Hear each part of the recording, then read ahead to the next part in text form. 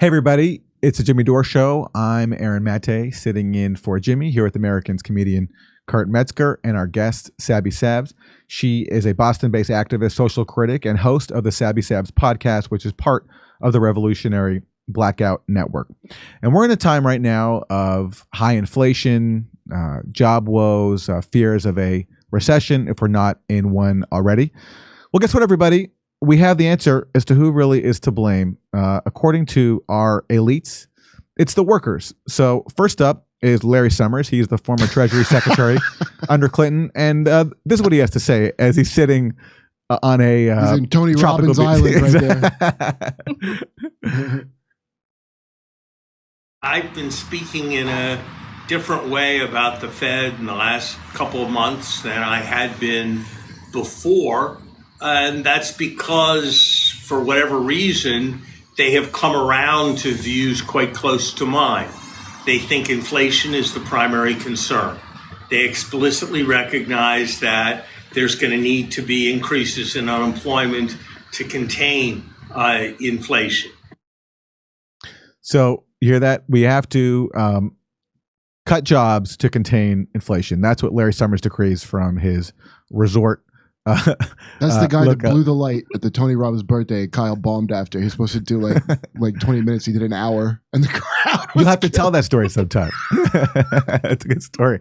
I love how he's twiddling his thumbs there, though. He can't contain his glee at the prospect of cutting workers' jobs. It's like when he first saw a subprime mortgage loan. The happiness. Sabby, what do you think of what Larry Summers said here? Oh my gosh, of course he would say this. He's a millionaire. This guy is ridiculous. But I've been seeing this happen a lot on mainstream media where they're starting to demonize the workers for the reason why things are complex with the economy right now.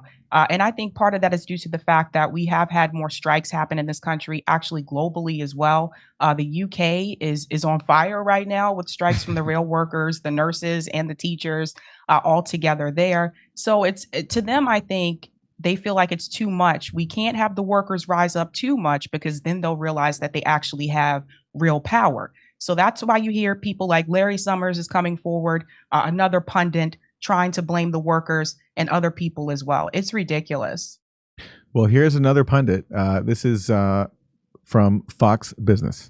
So we have an overheated labor market right now, and it's because of what the Fed did, but also, fiscal stimulus disincentivizing people from going back to work. And right now we're in this situation where employees have more leverage over employers than they ever have. And it's kind of...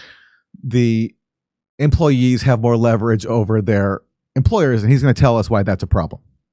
It's counterproductive to capitalism. And I think over the course of the next several months, several quarters, the Fed is going to be forced to have to reset the labor market. They're going to have to reset equilibrium. Just a quick story. Took my kids skiing to the local ski resort in Cleveland over the weekend. They're trying to, at the ski resort, they're trying to hire high school kids to work concession stands for $20 an hour. And they can't get high school kids to take that job. I think I was working for $5 an hour in high school. Now, that was a long time ago. So it's not just the wages, but it's also saying, I want to work from home. Yes. I don't want to come in 2 days a week. I want this. I want that. Yeah. Where is the help at my ski resort? By the way, are they really looking at all the high school kids for those jobs? You mean the ones like this dude and his kids don't? Are his kids working there? No, they're skiing there. Exactly. Mm-hmm. It wouldn't be beneath the kids where I grew up.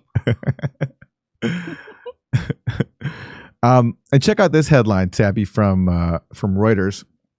This is what Alan McLeod says. He's with Mint Press. This is what he says. He says, headlines like this really underline the fact that capitalism is the enemy of democracy. And the headline is, Brazil markets fall after Lula takes office vowing to end poverty. So great. So Lula is once again the president of Brazil. He was just inaugurated. And immediately he comes in on a platform that includes ending poverty. The markets don't like that. It's bad for the markets. What is there a literal poverty business? It sounds like. Well, yeah, that's the markets. Yeah. No, I think the clip that you just showed there, what was really interesting as well was that he mentioned that he was going to the ski resort. So this is the class divide. He doesn't even acknowledge the fact that a lot of Americans can't even afford to go to the ski resort. And so he's complaining again about the workers, again, demonizing the workers here. So that message has been again, it's been seen all over mainstream media.